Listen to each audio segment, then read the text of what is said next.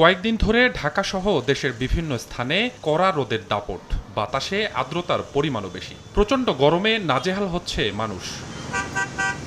সেপ্টেম্বরের প্রথম দিনেই দেশের সর্বোচ্চ তাপমাত্রা ছিল ৩৮ ডিগ্রি সেলসিয়াস, ঢাকায় ছিল ৩৭ ডিগ্রি সেলসিয়াস।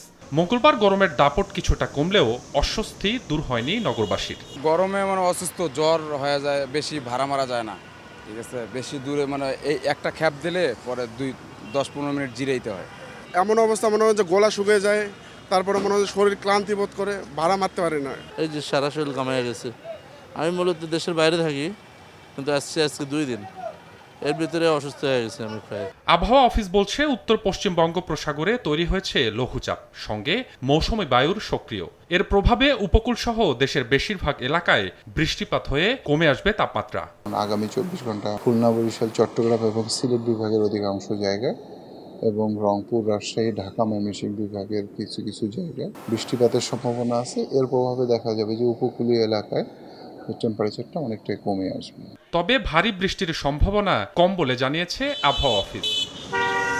স্বপন আহমেদ, সময় সংবাদ, ঢাকা।